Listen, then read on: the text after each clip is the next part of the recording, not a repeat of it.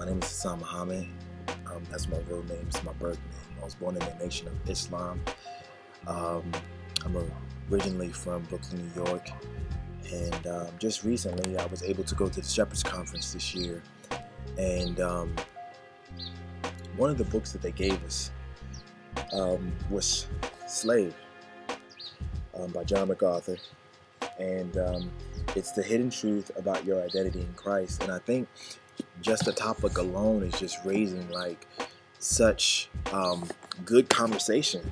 Actually, I think if you haven't read the book, I would most definitely, tell any one of my friends to go get it. I think it's a great book. But one of the things, obviously, like that has come up, and some of the brothers and I, we were talking about in California when we were at this conference, was the Southern Baptist movement and the racist background, and how they are trying to make attempts to abolish racism within the movement. And 1875, and here, you know what, I'll read it for you. I have an article here by ethicsdaily.com, and it is called Baptists and Racism. And it starts out saying, Baptists have a long and storied history of the issue of race and racism. The Southern Baptist Convention was founded in 1845 largely over the issue of slavery. Northern Baptists favored the abolition of slavery, whereas Southern Baptists supported it. And I received a degree from a degree in religion from a Baptist background, and literally, I could have started with Mormonism, I could have started with the Nation of Islam, I could have started with the Jehovah's Witness, and racism within those movements, even this teaching on the curse of Ham. But I didn't even want to start there first. I wanted to start with the movement that I really look up to, because of some of them came from this movement, some of the men that are in this movement today. I really wanted to talk about some of these issues, not just only in the Southern Baptist Church, but also in the church as a whole today. Racism. One of the reasons why I hate racism is because I see what it did in my home growing up as a child. One of the reasons why I hate racism is because I married someone who was of a different race. And my family said, well, you know what, we didn't want that for you. We didn't want that for you.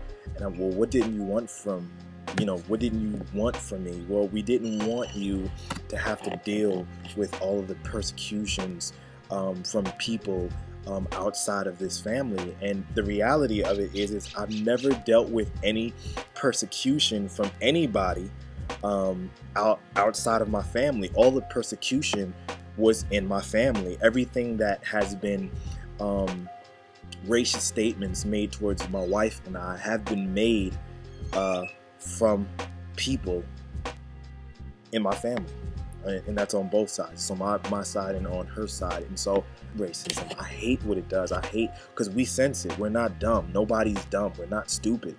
We know what racism is. I am an ex-racist. I know what racism is.